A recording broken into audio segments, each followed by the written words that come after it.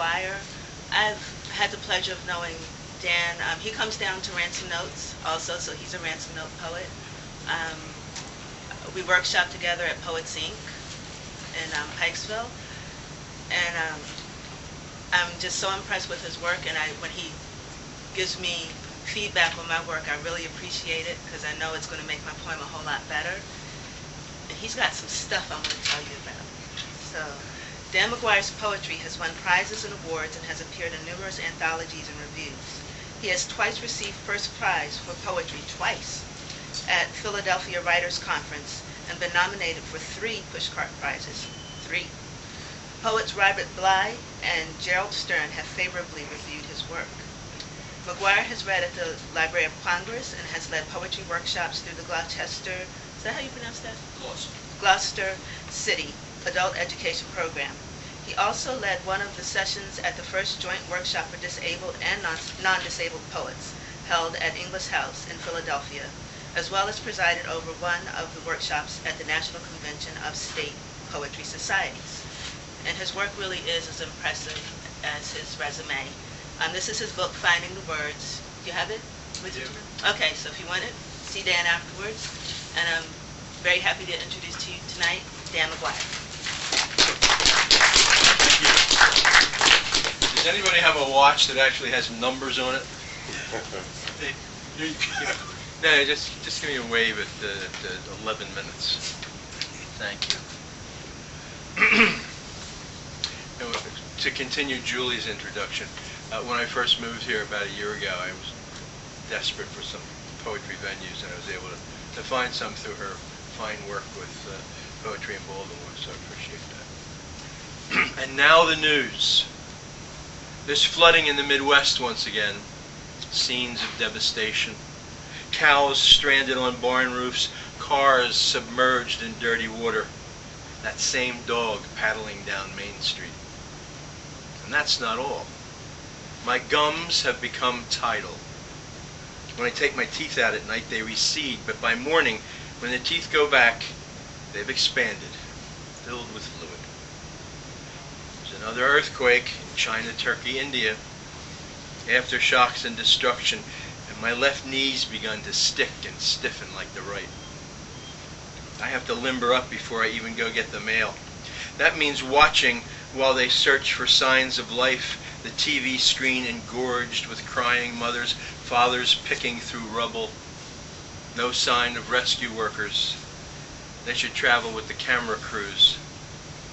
In other news, the economy is in the tank. The ranks of unemployed fill up, the hungry homeless swell the dire, drear statistics, while robber barons ride their golden parachutes to bliss. And this just in. Apparently, I retired about 4 years ago, the last time I could find a job. Why must they assail us with these nightmares, these tableaus of desolation and despair? Don't they know that we've got troubles of our own? But still they pile it on, sandwiched in between the infomercials and erection pills, the washboard abs, and easy weight loss plans.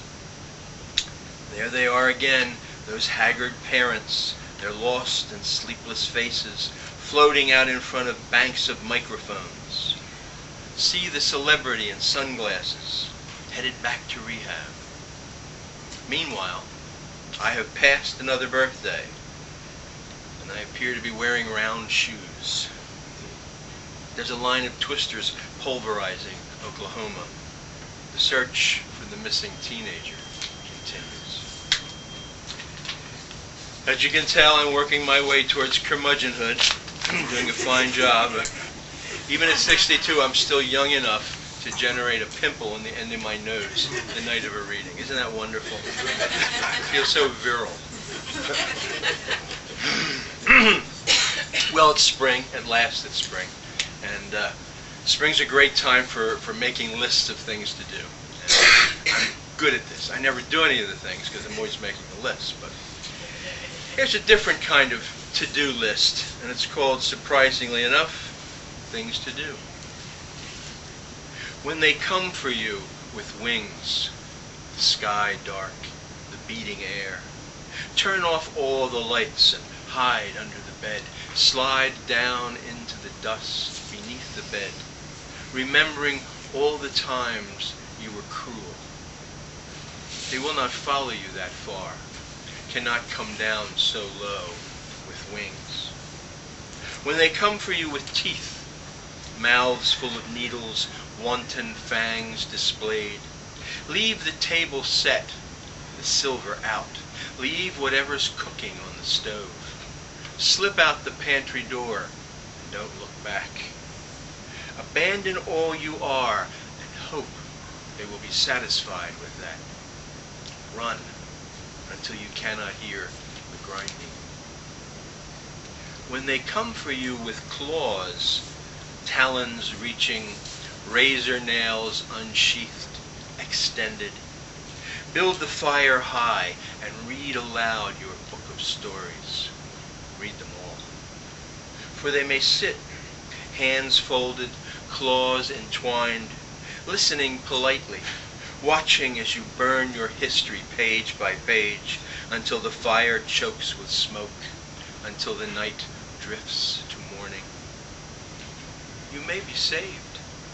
You may awake alone, the ashes cold. Pretend it was a dream, although your face is scarred, your fingers bloody. But when they come for you with wings and teeth and talons, clean up the kitchen and write your name upon a piece of paper. Pin it to your shirt. Then, smiling, open wide the door. Give thanks for things unfinished, things left behind. I thought I'd do the funny one first to get it.